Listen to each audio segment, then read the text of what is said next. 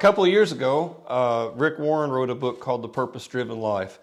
It sold a bajillion copies. A lot of churches bought them in bulk, and they handed them out to their members as they went through a conference that kind of accompanied the book about being people who have a life of purpose. And the very first line in the Purpose-Driven Life book was this: "It's not about you." And really, that kind of became the whole motto for that way of looking at things. And truthfully, it's kind of a motto for how Christians should approach things. It's not about us. We are part of a story, but it's God's story. It's not mine.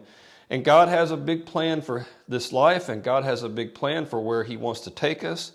And it's not, strictly speaking, about me. Now, in the Bible, I'm told to rejoice in the Lord always. I'm told to always put Him first and to always think about His ideas, His goals, His dreams, more than my own. We learn in Luke chapter 15 that when the angels find out that a person has decided to follow Jesus, that the angels take time wherever they're at to celebrate, to dance, and to have a party in heaven. Now, I don't know what the day-to-day life of angels are. I don't know for sure what angels do. There's some indication in Scripture that angels are ministering spirits for us, that they're constantly looking to help us get along with what we're doing, that a whole angel's existence is about service to us, service for God. And so maybe this is well within the character of angels, but it seemed like that they'd be in the middle of something. And if it were people, not angels, but people, like at our church, and we were commanded, whatever you're doing, stop it and celebrate whenever somebody comes, that eventually, maybe not the first week or two we did it, but eventually there'd be a few people saying, "My goodness, I was just in the middle of making a pie, or eating a pie, or I'm in a meeting, I can't stop right now and celebrate, I've got something to do." You know, I think as people, sooner or later, we'd get tired of that sort of thing. I think, in fact, a verse like this, kind of, we get a little tired of. It says to rejoice in the Lord always, but if I'm being honest, I don't always want to do it. I don't always feel it. And rejoice, to me, can become more of a feeling word, but that's not how Paul uses it here. It's an imperative, which is to say a command. You have to do it. That this is what you're supposed to do. I'm telling you to do it. Like I'm ordering you to do it. Rejoice in the Lord, and don't just do it when you feel it, but do it always. And so that line in Rick Warren's book came into my head again. It's not about me. Truthfully, if it's about me, I'll find other things to do than rejoice. I think about my day, and so much of my day is waiting for something. Either I'm driving someplace, or I'm in line at a store wondering why the person in front of me is not going faster than they're going, or I'm worrying about something. I'm just worried, and I don't know for sure how something's going to turn out. Will I have enough strength or money or energy to do whatever it is that I need? Will I have the smarts to do what I need? Or I'm waiting for a meeting to end, or I'm waiting for... And honestly, it would not be surprising if some of the guys watching this right now are feeling some of that. You know, how much longer is he going to talk about it? I think I know where he's headed. Can't we move on? And that's how we work. That's how I work. As people, I'm too much of my day, I'm just trying to roll through. I'm not really slowing down. I'm certainly not rejoicing. And yet there's this verse telling me to, that is part of my duty as a Christian. Paul, in another place, will say that we're to rejoice with those who rejoice. And we're to mourn with those who mourn. Again, it's not about me. And if I'm in a connection with people, either through a small group or a church or just being friends, and I see somebody going through something, that I'm supposed to put my stuff aside and take time to be with them, whether they're up or down. And probably it's implied, again, because of this command with rejoicing, that some of the time I'm supposed to be the one who brings them up. You know, I don't just wait for them to be happy and then go to their party, but that I'm actively engaged in helping them rejoice. I'm actively engaged in helping them become the kind of people they want to be. And all this strikes at my selfishness, because I I don't think that way. I think about my own agendas. I think about my own stuff and my own things to do and my own plans. And I worry about my plans, and I worry about how they're coming, and I worry about if I have enough stuff figured out. I woke up the other night and just worried for about a half an hour about an appointment that I had coming up and how that was going to go, and did I plan for it right, and had I thought about every last possible angle. And that's my life, and I don't have time to rejoice when I'm like that. In the Old Testament, the Jews were commanded to rejoice. And there were certain feast days.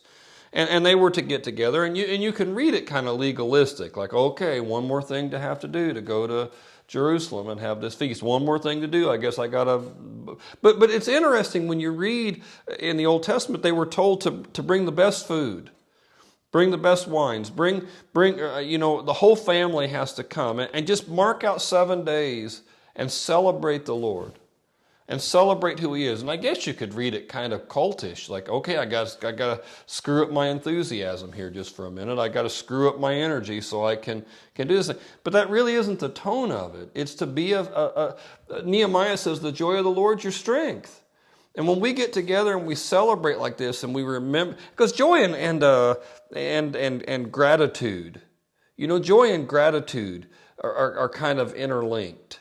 Right? What does it say in 1 Thessalonians chapter 5? He says, rejoice always. And again, that rejoice is a command. Rejoice always, pray continually, and give thanks in all circumstances.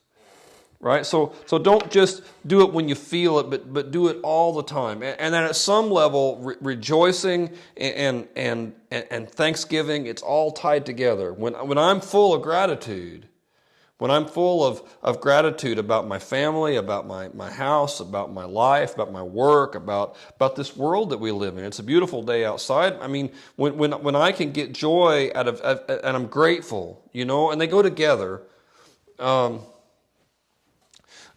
Conversely, when my attitude is all about complaint, when my attitude is all about worry and frustration, when I'm all the time thinking about how my wife or my kids or my coworkers or my church aren't acting according to my expectations, how they're all letting me down, well, then I can't find much joy there at all. One book that has helped me a lot on this, it's a John Ortberg book. It's called The Life You've Always Wanted. I've had this book for a really long time. And he talks about building a discipline of joy. That on purpose you set aside time just to be grateful to God, that on purpose you set aside time just to think about all the great things that God's done for you, and how that attacks this part of me that resists it, this selfish core of me that doesn't want to do that wants to be upset that the world hasn't devoted itself to making me happy. And he has this quote. It's in the middle of the book. It's by a guy named G.K. Chesterton, who's brilliant, and his book Orthopraxy is just fantastic. And he wrote a long time ago. And he talks about Jesus kind of in his very core and character is a joy bringer because he's joyful. Now here's the quote by Chesterton. It says, because children have an abounding vitality and because they're in spirit, fierce and free, therefore they want things repeated and unchanged. A child wants to do it again, right?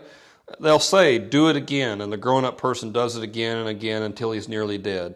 For the grown-up people are not strong enough to exalt in monotony. I think that's an interesting line. Grown-up people aren't strong enough to result. A child, right? I mean, who's just nothing but enthusiasm, who's nothing but energy, who's nothing but joy. Do it again.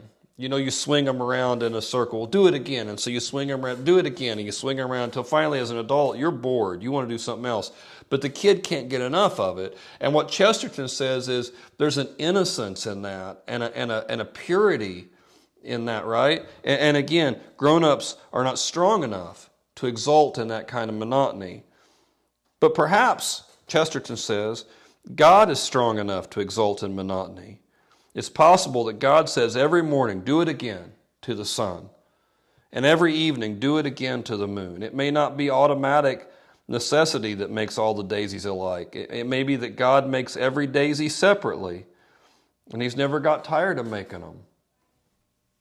It may be that He has the eternal appetite of infancy. For we have sinned and grown old, but our Father's younger than we. That quote, it makes me imagine and think and dream, and there's a purity in that, right? Of just being grateful for the moment, grateful for the day.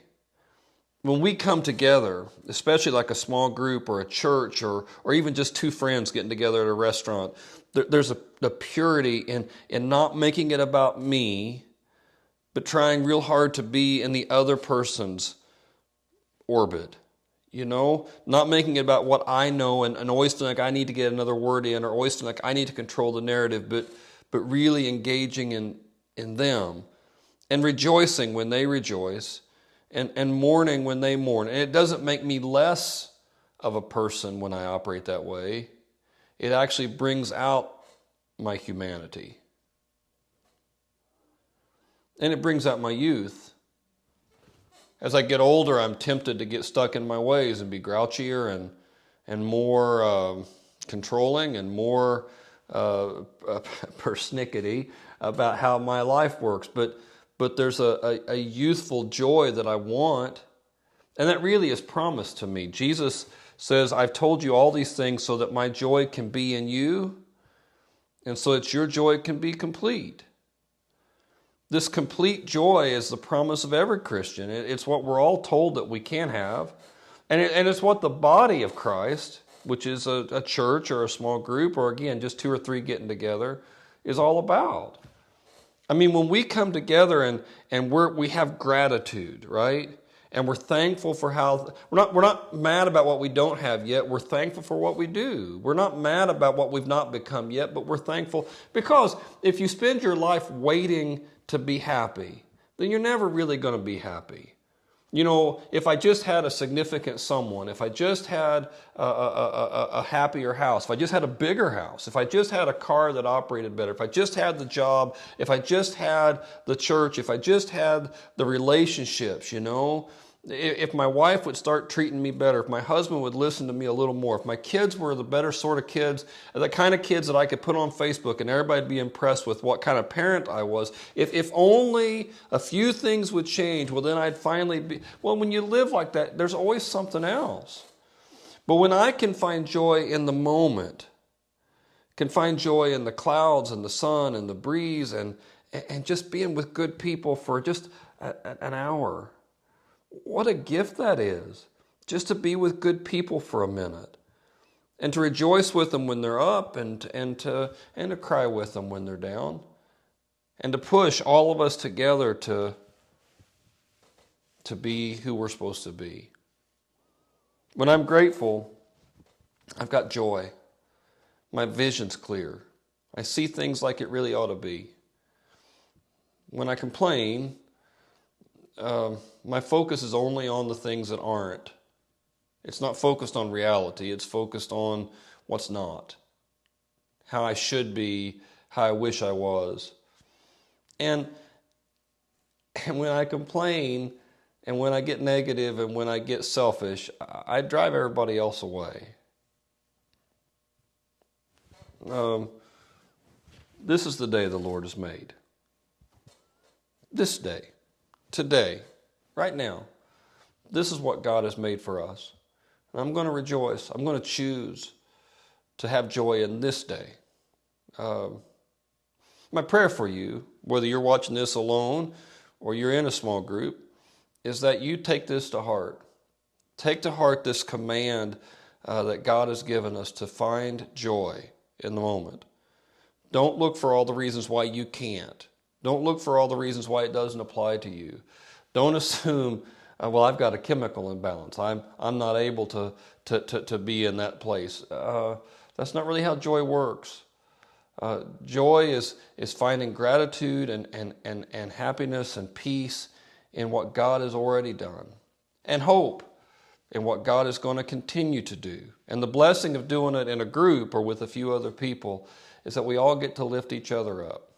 The rising current that raises all the ships. And I'm praying for that for you guys this week, and I pray for that for our church always.